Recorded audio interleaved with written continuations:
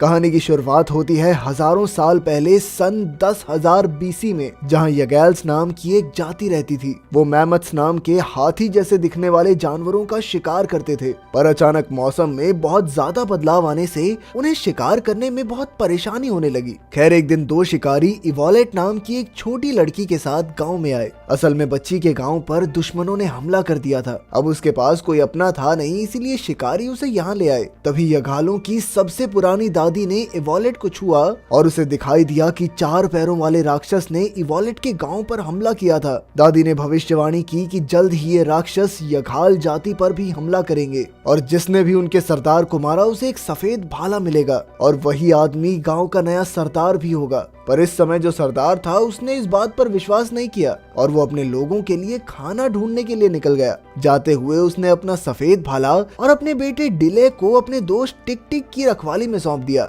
अगली सुबह जब सरदार के जाने की खबर फैली तो सबने उसे कायर कहकर बेचारे दिले को बहुत परेशान किया। जल्द ही दिले अकेला पड़ गया और फिर उसकी दोस्ती इवोलेट से हुई। इस घटना के कई साल बाद दिले और इवोलेट एक दूसरे से प्यार करने लगे थे। एक दिन दादी ने ऐलान किया कि इवोलेट की शादी कैरन नाम के एक योद्धा से होगी, क्योंकि वो वहाँ का सबसे बेहतरीन योद्धा था। खैर, बाद में इवोलेट ने दिले से भाग चलने को कहा, लेकिन वो वहीं रुककर अपने लोगों की रक्षा करना चाहता था। तभी अचानक बाकू नाम के एक लड़के ने खबर दी कि बहुत सारे मैमथ आ रहे हैं और सभी लोग तुरंत शिकार के लिए तैयार हो गए। काफी संघर्ष के बाद उन्होंने एक मैमथ को पकड़ लिया, पर अचानक वो भाग निकला। दिले तुरंत ही उसके पीछे दौड़ा और मैमथ एकदम दिले पर हमला करने के लिए आगे बढ़ा, लेकिन इत्तेफाक से वो जमीन पर गड़े हुए भाले से टकराकर वहीं ढेर हो गया। थोड़ी देर बाद सभी शिकारी दौड़कर आए और सबको लगा कि दिले ने उसका शिकार किया है। आखिरकार दादी ने उसे सफेद भाला देकर गांव का नया सरदार बना दिया। चारों ओर जश्न मनाया जा रहा था, लेकिन दिले खुश नहीं था, क्योंकि अंदर ही अंदर वो जानता था कि उसने मैमथ का शिकार नहीं किया।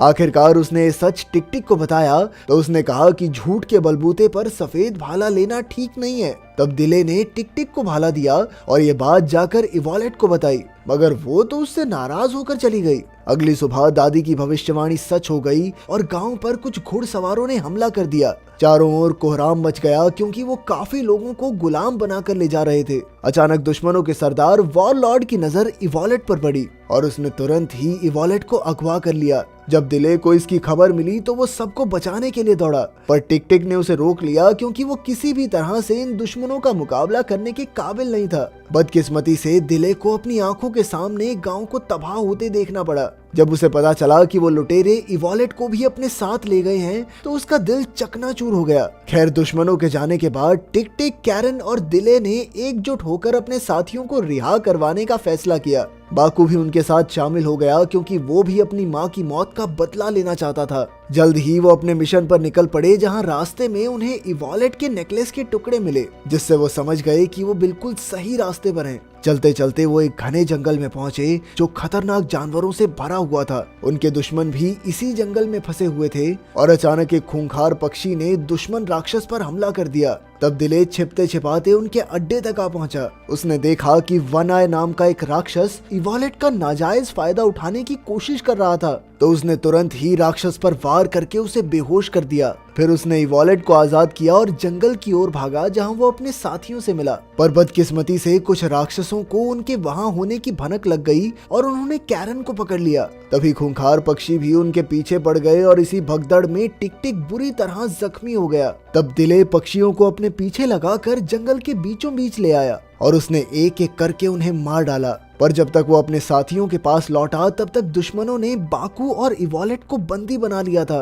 अब दिले ने जख्मी टिक टिक को उठाने के लिए लकड़ी का फट्टा बनाया और निकल पड़ा। रात को उसने टिक टिक के जख्मों पर मरहम लगाई और उसे हौसला दिया कि सब कुछ ठीक हो जाएगा। फिर बाद में जब दिले खाना ढूंढने गया तो अचानक वो एक गड्ढे में गिरकर बेहोश हो गया। जल्द ही जोरदार बारिश शुरू हो गई और गड्ढा पानी से भरने लगा। अचानक एक खतरनाक दहाड़ सुनकर दिले की आंख खुली और उसके सामने एक बेहद खूंखार और भूखा शेर था। उसे देखकर दिले डर के मारे सहम गया, पर जल्द ही उसे एहसास हुआ कि ये शेर तो बंधा हुआ था और उसकी मदद चाहता था। फिर दिले डरते डरते आगे बढ़ा और उसने शेर को रिहा कर दिया। शेर ने करीब आकर दिले को सूंघा और तुरंत बाहर भाग गया। आखिरकार दिले भी जैसे तैसे बाहर निकलकर टिक टिक के पास पहुंचा। अब टिक टिक की हालत पहले से बेहतर थी और उसने बताया कि उसने दूर से हमले की आवाज सुनी थी। फिर वो दोनों जांच के लिए आगे बढ़े और एक तबाह हो चुके गांव तक पहुंचे। वहां उन्हें ढेर सारा खाना दिखा तो वो तुरंत उस पर टूट पड़े, पर अचानक किसी दूसरी जाति के लोगों ने उन पर हमला कर दिया। जब वो चारों ओर से घिर गए तो न जाने कहां से वही शेर अपने तीखे दांत दिखाता हुआ बाहर आ गया। उसे देखकर सभी सहम गए, पर वो चुपचाप दिले के पास आकर खड़ा हो गया। ये देखकर सभी हैरान रह गए और दिले को एहसास हुआ कि उसकी अच्छाई के बदले ये शेर उसकी रक्षा करने आया था। आखिरकार शेर के जाने के बाद दूसरी जाति के लोगों ने अपने हथियार नीचे कर दिए और उनके सरदार नाकुडू ने दिले और टिक टिक को खाना खिलाया। फिर उसने बताया कि दिले के पिता इस गांव से गुजरे थे, लेकिन फिर थोड़ी ही दूर उन्हें राक्षसों ने मार डाला। बाद में नाकुडू ने उन्हें पुरानी पेंटिंग्स दिखाई जिसमें ये भविष्यवाणी थी कि एक योद्धा उनकी रक्षा करने आएगा जिसके अंदर शेरों से बातें करने की काबिलियत होगी। उनके हिसाब से तो ये साफ हो चुका था कि ये आदमी दिले ही है। इसीलिए नाकुडू ने सभी जातियों को संदेश भिजवा दिया, क्योंकि अब वो सबके साथ मिलकर दुश्मन राक्षसों पर हमला करना चाहता था।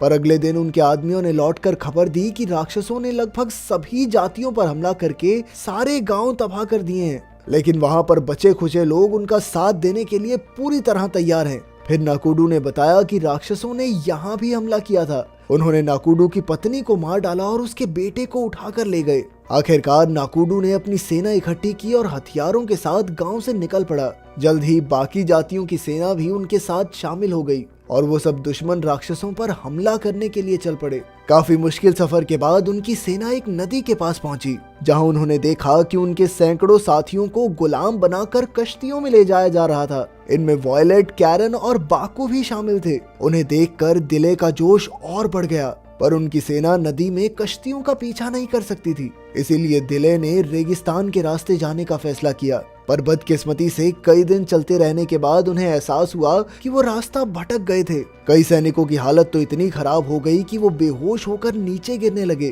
पर उनकी सेना ने हार नहीं मानी और दिन रात लगातार चलते रहे। आखिरकार उनकी मेहनत रंग लाई और वो एक आधुनिक जगह पर पहुंचे जिसे भगवान का पहाड़ भी कहा जाता था। तब उन्हें पता चला कि उनके साथियों को गुलाम बनाकर यहाँ लाया जाता था और उनसे पिरामिड्स बनाने की मजदूरी करवाई जाती। इस जगह पर ऑलमाइटी नाम के खूंखार आदमी का राज था, जिसे हर कोई भगवान मानकर उससे डरता था।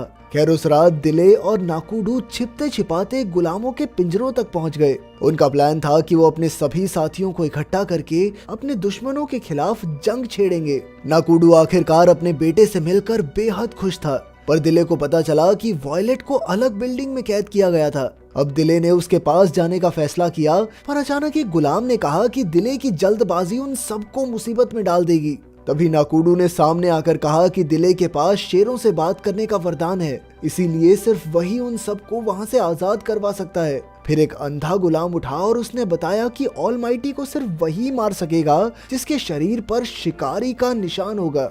तभी अचानक उन्हें गार्ड्स के आने की आवाज सुनाई दी तो नाकुडू और दिले वहां से भाग निकले, पर जल्द ही गार्ड्स उनके पीछे रेगिस्तान तक आ पहुंचे। मगर ऐन वक्त पर टिक टिक ने आकर सभी गार्ड्स को मौत के घाट उतार दिया, लेकिन आखिर में वो एक गहरी चोट की वजह से खुद भी मर गया। उधर रात को वॉरलॉर्ड ने इवॉलेट का फायदा उठाने की कोशिश की, पर तभी ऑलमाइटी के गार्ड्स ने उसे गिरफ्तार कर लिया, क्योंकि उसने बिना इजाजत के किसी गुलाम पर हक जमाया था। अचानक एक पंडित ने इवॉलेट के हाथ के घाव देखे तो उसके हाथ पर शिकारी का निशान था। वो देखते ही उस पुरोहित के होश उड़ गए। उधर दिले टिक टिक के मौत के सपने से बाहर आया और उसने सफेद भाला लेकर अपनी जिम्मेदारी संभाली। फिर उसने बचे हुए साथियों को इकट्ठा करके सेना बनाई और शहर की ओर चल पड़ा। अगली सुबह उसके साथी गुलामों के साथ मिल गए और हमले की तैयारी करने लगे। दिले कैरन से मिला और उन्होंने आगे का प्लान बनाया और प्लान के मुताबिक उन्होंने विशालकाय मैमथ्स को रिहा कर दिया। ऐसा करते ही चारों ओर अफरा तफरी मच गई और फिर तुरंत ही दिले की सेना ने दुश्मनों पर हमला बोल दिया। इसमें कई गार्ड्स मारे गए और दिले की सेना से भी कैरन और कुछ साथियों की मौत हो गई। तभी अचानक ऑलमाइटी सबके सामने आया और उसने इवॉलेट को जान से मारने की धमकी देकर दिले से हमला रोकने को कहा। अब दिले के पास कोई चारा नहीं था, इसीलिए वो पीछे हट गया, पर अचानक उसने अपना भाला ऑलमाइटी की ओर फेंका और वो वहीं ढेर हो गया। ऑलमाइटी को मरते हुए देखकर सभी हक्के बक्के रह गए और अचानक सभी गुलामों ने दुश्मनों पर हमला बोल दिया। नाकुडू भी उनके साथ मिल गया और उसने वन आई राक्षस को अपने भाले के एक ही वार से मार डाला। इधर वॉरलॉर्ड इवोलेट को पकड़कर अपने घोड़े पर भाग रहा था, पर इवोलेट ने उस पर चाकू से वार कर दिया और वो दोनों गिर गए। तभी दिले तेजी से इवोलेट की तरफ दौड़ा, पर इससे पहले कि वो दोनों मिलते वॉरलॉर्ड ने इवोलेट की पीठ में तीर मार दिया और वो बेचारी दिले की बाहों में ही ढेर हो गई। ये देखकर दिले गुस्से से तिलमिला उठा और उसने एक ही झटके में वॉरलॉर्ड को खत्म कर दिया। फिर उसने इवोलेट को अपनी बाहों में उठाया, लेकिन वो जल्द ही चल बसी। पर तभी अचानक एक चमत्कार हुआ और इवोलेट फिर से जिंदा हो गई। असल में हुआ ये था कि उन बूढ़ी दादी को अपने सपने में सारा भविष्य दिख गया था, इसीलिए उन्होंने अपनी पूरी शक्तियां लगाकर इवोलेट को फिर से जिंदा कर दिया और इस सब में अपनी जान कुर्बान कर दी। खैर जल्द ही सभी योद्धा और गुलाम दिले के पास इकट्ठा होकर अपनी जीत का जश्न मनाने लगे। आखिरकार सभी लोगों ने एक दूसरे को अलविदा कहा और अपने अपने गाँव लौट गए। अंत में नाकुडू ने दिले को कुछ बीज दिए और बताया कि दिले के पिता ने जाने से पहले ये बीज इकट्ठे किए थे। इससे साबित हो गया कि दिले के पिता कोई कायर नहीं थे, वो तो अपने लोगों के लिए खाने का इंतजाम करने गए थे। आखिरकार उन्होंने वापस लौटकर अपनी जमीन में बीज बो दिए। कुछ ही महीनों में वहाँ लहलहाती खेती हो गई और उनके पास भरपूर अनाज हो गया। अगर वीडियो पसंद आई तो लाइक कर देना, चैनल को सब्सक्राइब कर देना। मिलते हैं अगली वीडियो में।